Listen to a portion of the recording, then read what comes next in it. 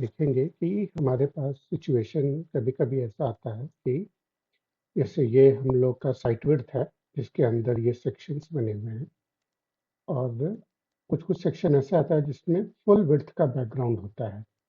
लेकिन हमारा पूरा जो कंटेंट सेक्शन है, वो साइट विड्थ के अंदर या कंटेनर डिव के अंदर होता है। तो उसपे हम लोग कुछ भी बैकग्राउंड लगाते हैं, एब्सोल्यूट करके भी लगाते हैं, तो वो इस साइट विड्थ के अंदर ही रहता है। जैसे इस एग्जांपल में भी हम लोग देखेंगे कि हमारा पूरा जो ये सेक्शन है, ये साइट विड्थ के अंदर है।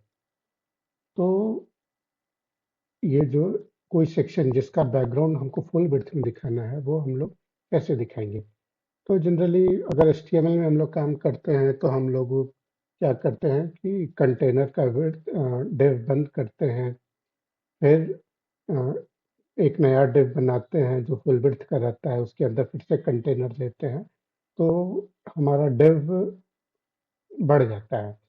तो ऐसे सिचुएशन में और HTML में तो चलिए हम लोग कंटेनर को बंद करके फिर नया कंटेनर ओपन कर लेंगे।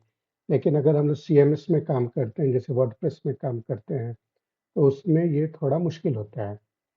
तो ऐसे सिचुएशन में हम लोग CSS के थ्रू भी बिना डिव को अचीव कर सकते हैं। तो ये हम लोग इस वीडियो में देखेंगे कि कैसे ये हम लोग ऐसा रिजल्ट हम लोग अचीव करेंगे। तो हम बेसिक एक HTML बनाए हुए हैं, जिसमें सिंपल है, एक स्टाइल शीट कनेक्ट किए हुए हैं और एक साइट विड्थ है जिसके अंदर मेरा पूरा कंटेंट है और कंटेंट हर एक कंटेंट एक सेक्शन में डिवाइड किए हुए हैं। तो सेक्शन 1 जैसे है, उस सेक्शन 1 ये आप राइट साइड में देख सकते हैं, सेक्शन 2 और CSS में भी नॉर्मल एक साइट विड्थ है जिसको एक विड्थ दिए हुए हैं और सेक्शंस को एक वाइट कलर का बैकग्राउंड दे दिए हैं ताकि नजर आए। अब इसमें हम लोगों को सपोज सेक्शन 3 या सेक्शन 2 में किसी में भी एक फुल विड्थ का बैकग्राउंड लगाना है। सबसे पहले तो जिस डिव में करना है उस डिव को हम लोगों को बाकी डिव से थोड़ा अलग तो करना ही होगा। तो जैसे मान लेते हैं सेक्शन 3 में करना है, तो उसमें एक फुल विड्थ BG नाम का एक क्लास लगा देते हैं। ठीक है, तो HTML पार्ट में तो हमारा काम हो गया।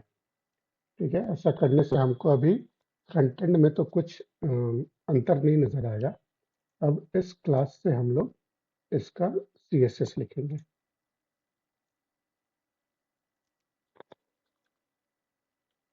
तो फुल विड्थ BG का अब हम लोग CSS लिखेंगे। अब पोजीशन रिलेटिव और पोजीशन एब्सोल्यूट का थोड़ा यहाँ कॉन्सेप्ट पता होना चाहिए। तो जिस सेक्शन का हम लोग बैकग्राउंड लगा रहे हैं, वो सेक्शन को हम लोग पोजीशन रिलेटिव कर देंगे। ठीक है, तो ये पूरा सेक्शन है।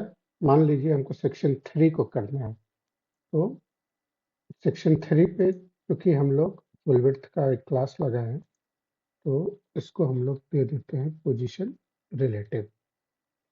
अब एक कॉन्सेप्ट है सूडो क्लास का, जिसपे आफ्टर बिफोर से हम लोग CSS लिख सकते हैं।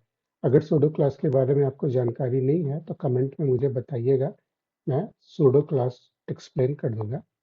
फिलहाल हम लोग सूडो क्लास के थ्रू अपना कोड आगे बढ़ाते हैं। तो अब हम लोग फुल विड्थ मतलब इस डिव को हम लोग पोजीशन रिलेटिव कर दिए हैं।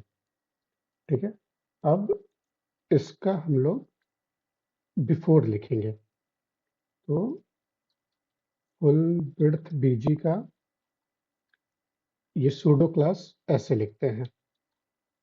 ठीक है, तो सूडो क्लास वर्क करे उसके लिए हम लोगों को ये एक कंटेंट नाम का एक हम लोगों को टैग लिखना होता है, तभी ये सूडो क्लास समझता है। तो जैसे ही हम लोग कंटेंट नाम का ये एक टैग लगाएं, तब अब हम लोग देखेंगे कि हम लोग को यहाँ पे क्या चेंजेस देखने को मिलता है। अब देखिए यहाँ स्पेलिंग गलत है, कंटेंट, ठीक है। अब जहाँ ये फुल विड्थ के बिफोर पे लगा है, तो यहाँ देखिए एक बिफोर नाम का हम लोगों को एक सेलेक्टर मिल जाता है। अब इस सेलेक्टर के साथ हम लोग CSS लिख सकते हैं, जैसे नॉर्मल CSS लिखते हैं। बट ये सेलेक्टर बाय डिफॉल्ट ये स्पैन की तरह काम करता है, जो अपना स्पेस नहीं लेता है, ठीक है।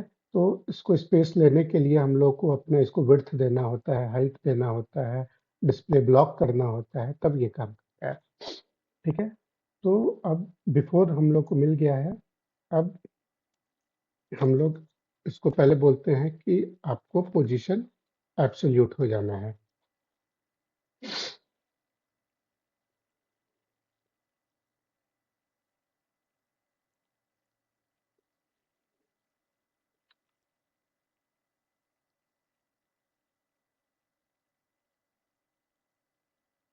ठीक है, इसको हम लोगों ने कहा कि आप पोजीशन एब्सोल्यूट हो जाइए। एब्सोल्यूट होने के बाद इसको हम लोग बोलेंगे कि आप टॉप से 0, मतलब जो हमारा रिलेटिव है वहां से ये शुरू होगा, ठीक है।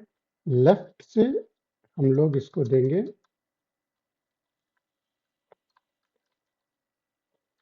50%,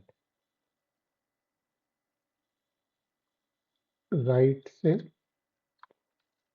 50%। अब यहाँ पे एक हम लोग को विड्थ, जनरली हम लोग आज तक 100% यूज करते हुए आए हैं, लेकिन एक यूनिट है वर्टिकल विड्थ, ठीक है। तो जितना विड्थ आपका स्क्रीन साइज का होगा, ये वो उसको समझता है। ये पोजीशन रिलेटिव से पे ये डिपेंडेंट नहीं है।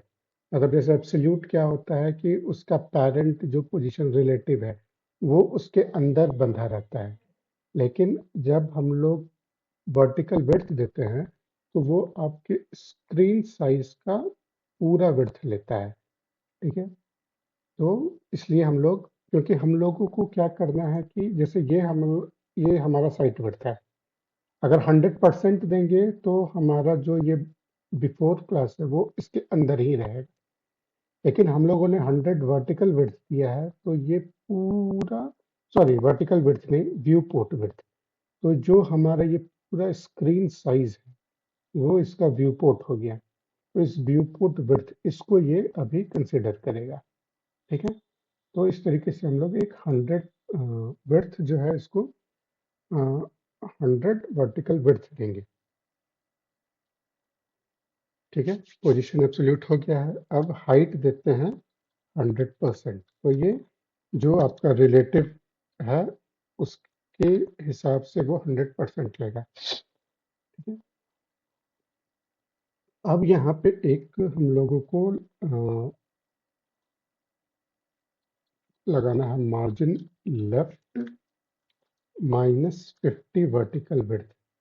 अब इसको लेफ्ट साइड में निगेटिव में उसको थोड़ा पुश करेंगे, फिर उसी तरह राइट में भी इसको 50 वर्टिकल विड्थ पुश कर देंगे। तो इसके वजह से ये क्या होगा कि ये पूरा आपका व्यू पोर्ट साइज ले लेगा। अब इसको कोई भी एक बैकग्राउंड कलर दे देंगे,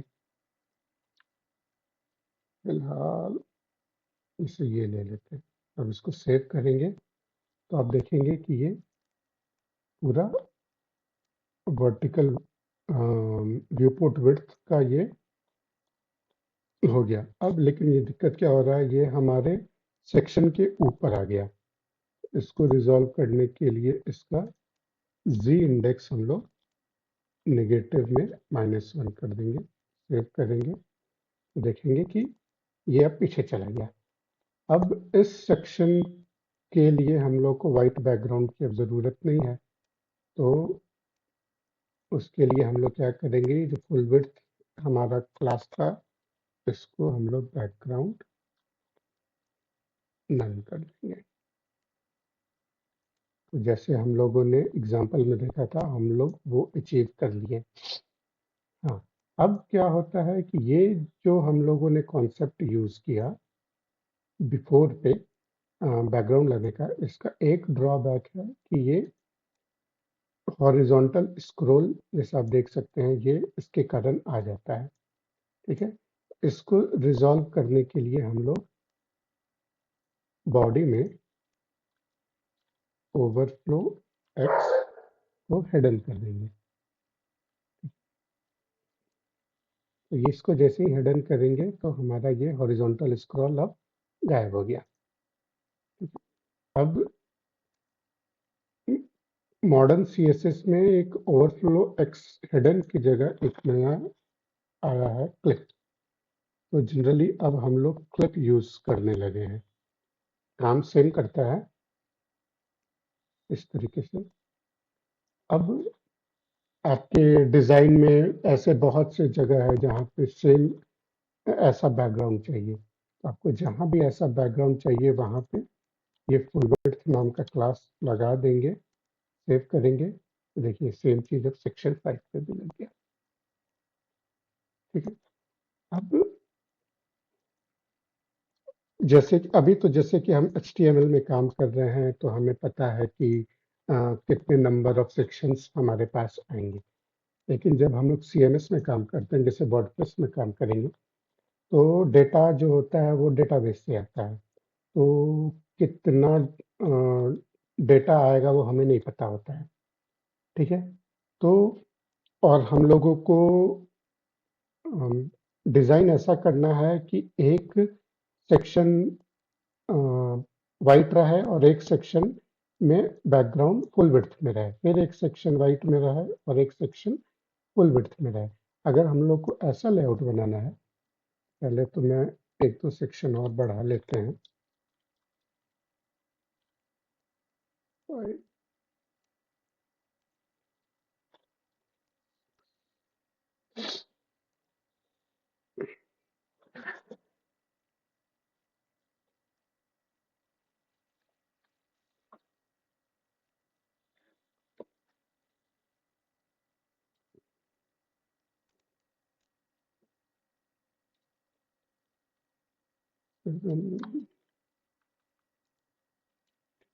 अब टोटल 8 सेक्शन हम लोग बना लिए हैं। ठीक है, अब हमारे पास एक कॉन्सेप्ट है इवन और ऑड का। ठीक है, जैसे कि आप देख सकते हैं कि हर एक सेक्शन हमारा हर एक डिव का क्लास का नाम सेक्शन है। अगर हम ऐसे दिखाते हैं,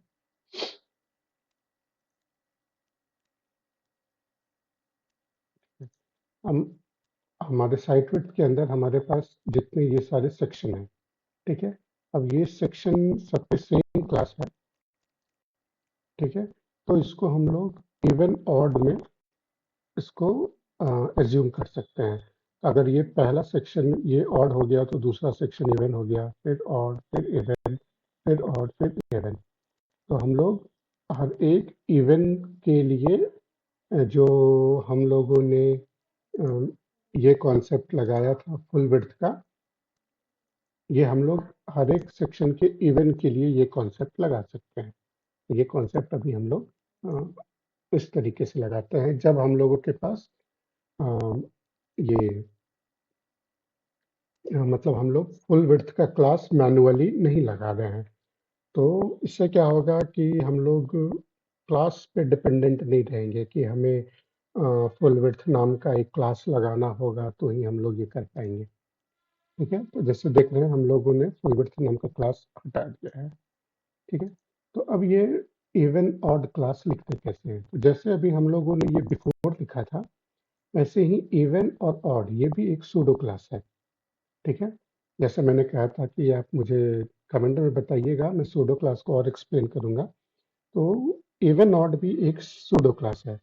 तो वो कैसे लिखेंगे, तो जैसे अब हम लोगों को सेक्शन का इवन लिखना है तो सेक्शन nth चाइल्ड इवन। ठीक है, इससे क्या होगा कि वो हर एक इवन को अब ये समझेगा। तो पहले ये समझ रहा है कि नहीं, ये देखने के लिए हम लोग इसको एक बैकग्राउंड कलर देते हैं। कलर फिलहाल रेड देके चेक करते हैं। आप देखेंगे सेक्शन 2 रेड हो गया, सेक्शन 4 रेड हो गया, 6 रेड हो गया, 8 रेड हो गया। तो ये हर एक इवेंट को रेड कर दिया। तो जो कॉन्सेप्ट हम लोगों ने यहाँ लगाया था वो कॉन्सेप्ट अब हम लोग इवेंट के लिए लगाएंगे। तो अगर हमारा इवेंट क्लास है तो वो बैकग्राउंड नन हो जाएगा और पोजीशन रिलेटिव हो जाएगा। अब मुझे इसकी जरूरत नहीं है। उसी तरह अब nth चाइल्ड इवेंट का सॉरी nth चाइल्ड इवेंट का बिफोर।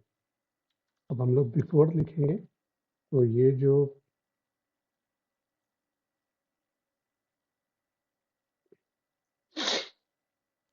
जो हमारा बिफोर का सारा था वो अब हम लोग उठा के यहाँ कर देते हैं।